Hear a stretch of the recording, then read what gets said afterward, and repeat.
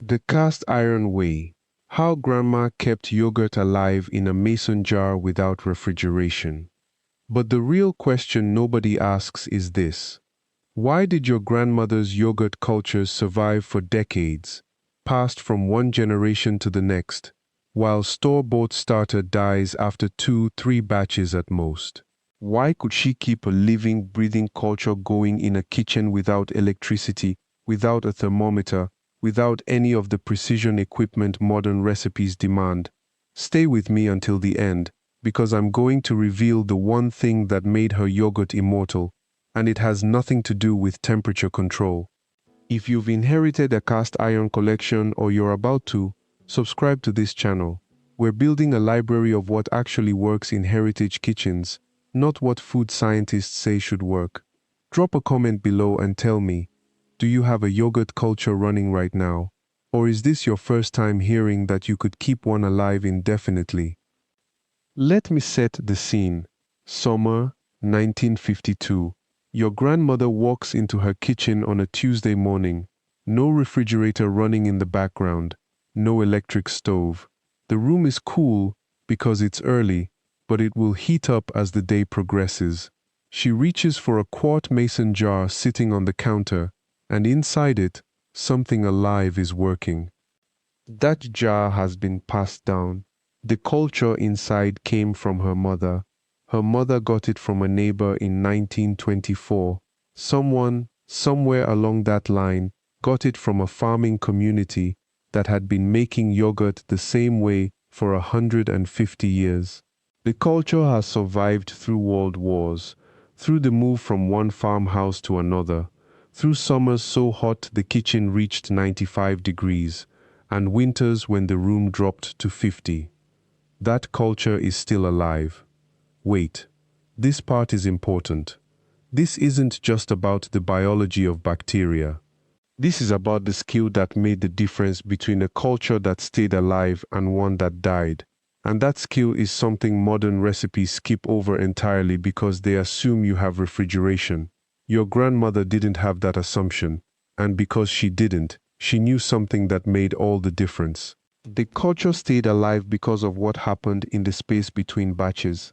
That space, that waiting period, that gap when the jar wasn't being used for yogurt making, is where most modern yogurt cooks fail. They refrigerate. That stops the bacteria from doing anything, which is fine for a few weeks. But over months and years, cold storage actually weakens cultures. The bacteria become dormant. They lose vigor. Eventually, they won't activate anymore. Your grandmother didn't have that problem because she never let them go dormant. Instead, she kept a portion of the finished yogurt out on the counter. Every 5 to 7 days, she would refresh it. She'd take a tablespoon or two of the living yogurt from the previous batch, mix it with a small amount of fresh milk, sometimes at room temperature, sometimes gently warmed, and leave it sitting out in a specific place in her kitchen. That place was chosen carefully, not in direct sun, not near the stove, somewhere stable, somewhere consistent. The bacteria never stopped working, they never went to sleep.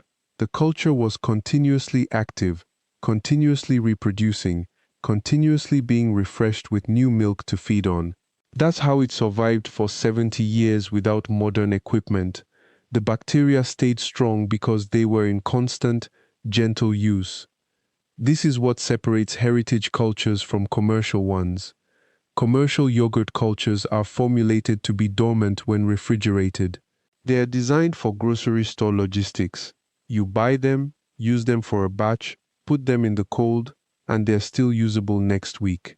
But they're getting weaker with every cycle. A heritage culture isn't designed that way. It's designed to stay alive, to stay active, to get stronger with every refresh. Now here's what matters. If you have a culture sitting in your refrigerator right now, dormant and getting older, recovering it is possible. It takes patience. It takes understanding what your grandmother understood without needing to think about it. That living cultures need to live. They need food. They need warmth. They need activity. The recovery process starts with bringing that old culture back to room temperature. Not immediately, gradually. Over a day or two, the bacteria in there are dormant, and shocking them awake by jumping from cold storage straight to warm milk will kill them. But if you warm them slowly, and then you introduce them to fresh milk, not pasteurized if you can avoid it, because the bacteria in fresh milk will help wake up the dormant culture, something remarkable happens. Over the course of a week, sometimes two, the culture remembers. The bacteria start multiplying again. The yogurt gets thick. The culture gains its vigor back. It becomes alive again. That's the beginning of keeping it alive from that point forward. The trick is never going back to refrigeration as your primary storage method. Instead, you store it the way Esther does. In a cool corner of the kitchen, not cold, cool. 55 to 60 degrees is the sweet spot. At that temperature, the bacteria stay active enough to keep the culture alive, but slow enough that it doesn't sour too quickly. The fermentation simply continues at a glacial pace. It's not dormant, it's not dead, it's patient. A jar of yogurt sitting in that cool corner will stay good for weeks, sometimes months. I've seen it myself in homes where the kitchen stays naturally cool year-round. Old farmhouses with thick walls and small windows, cellars with stone foundations that hold temperature naturally. The yogurt just sits there. It gets slightly thicker, slightly more sour, slightly more itself. This is where the real secret lives, the one I promised you we'd come back to. When you're ready to make the next batch, you don't start from zero.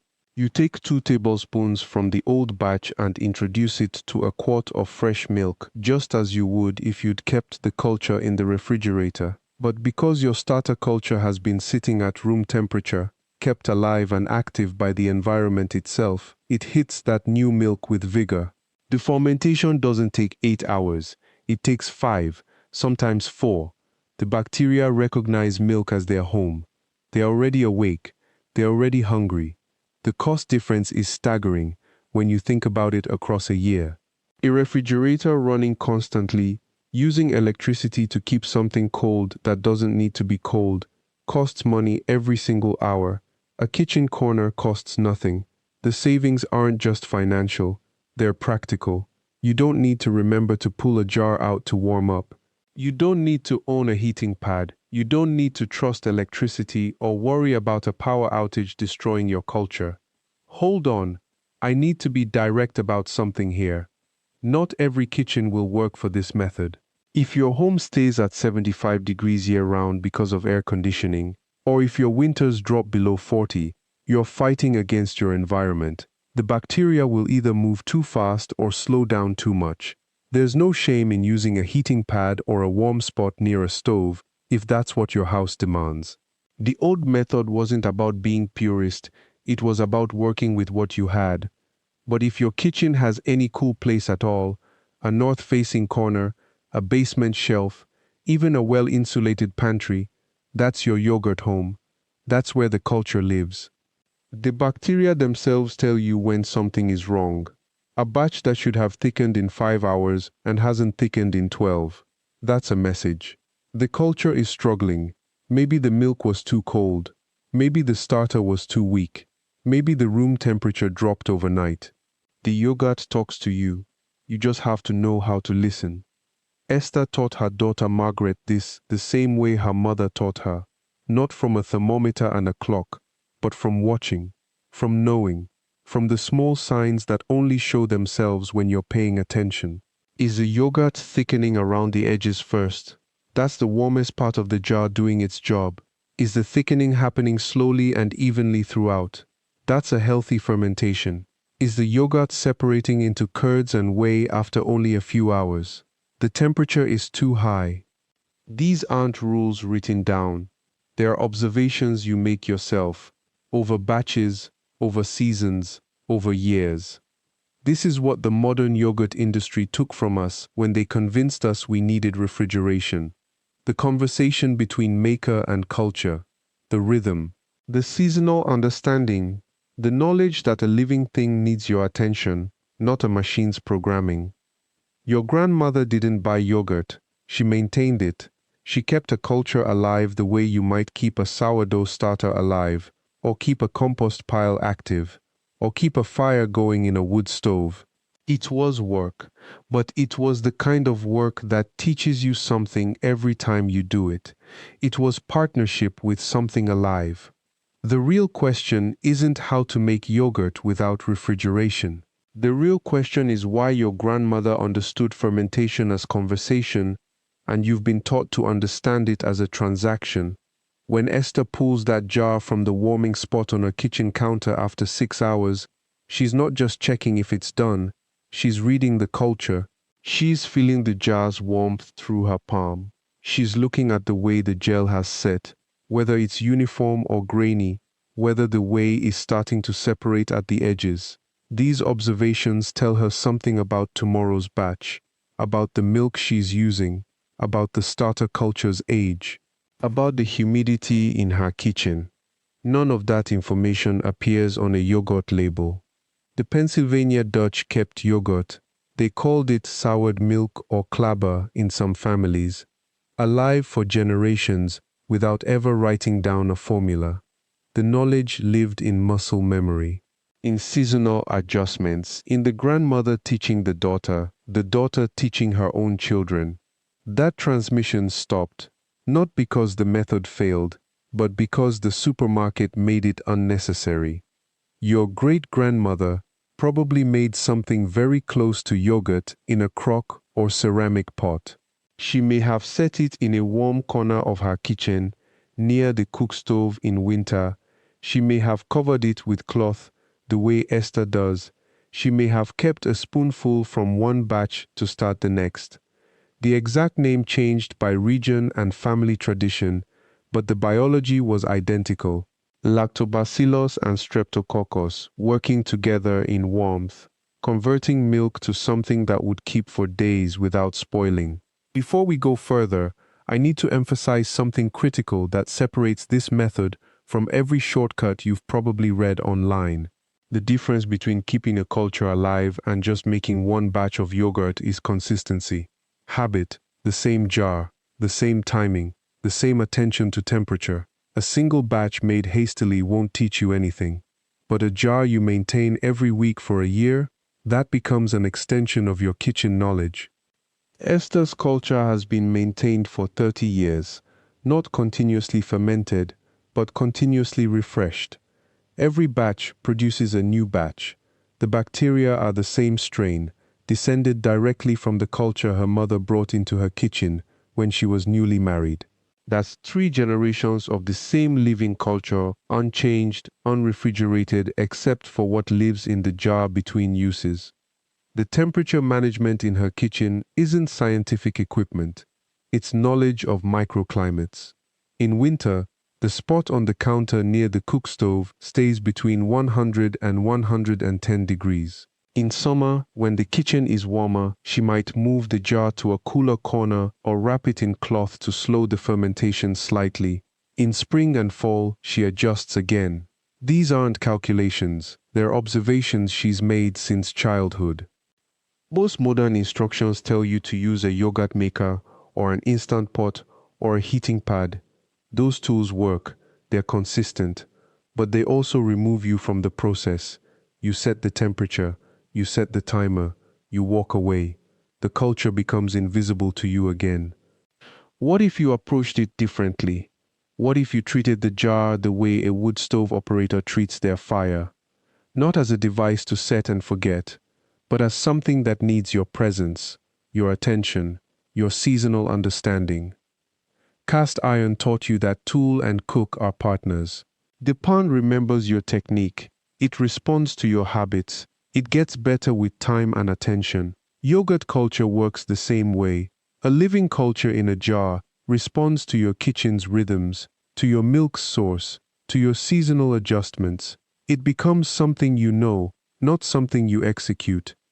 Your grandmother's yogurt wasn't a recipe, it was a relationship. That relationship started with one decision. She chose milk from a single source. Not the supermarket gallon that changes suppliers every month. Milk from a dairy she knew. Milk from cows she could name if she wanted to. The bacteria in that milk were already familiar to the starter culture she kept. They recognized each other. The fermentation took root faster. The flavor deepened season by season. Your grandmother noticed things. In winter, when the kitchen was cold, she might set the jar closer to the wood stove. In spring, when the house warmed up naturally, she moved it. In summer, a cellar shelf became the nursery for her cultures. She didn't follow a formula. She followed the jar. She tasted it. She adjusted. That is what modern yogurt culture misses. Not the bacteria. The bacteria are hardy. They survive in commercial starter packets. They survive in the corner of your refrigerator in a sealed container. What they do not survive is invisibility. Once you stop looking at the jar, once you stop tasting, once you treat it as a manufacturing step instead of a partnership, something shifts. The culture keeps working, but you stop improving. You stop learning what that particular milk, in that particular kitchen, at that particular time of year, can actually become. Now I need to be direct about something. The temperature control part matters more than anything I just said. Not because it is mysterious, because it is not. The bacteria that make yogurt, Lactobacillus bulgaricus and Streptococcus thermophilus, they grow best between 104 and 112 degrees Fahrenheit. Below 90 degrees and fermentation slows dramatically, stalls. Above 120 degrees and you kill the culture outright. This is not personal. This is not about your technique. This is biology. Your grandmother did not have a thermometer most of the time. She had her hand. She knew what 110 degrees felt like. Warm enough that you could not hold your finger in it comfortably. Not so hot that you had to pull your hand away. She learned that feeling the same way you learned to judge doneness on a cast iron skillet without cutting into the meat. Repeated attention. Years of it. Today, you own a thermometer. Use it, not because you are less talented than your grandmother, because you are honest about what precision costs and what it saves. A thermometer removes one variable, so you can pay attention to the others.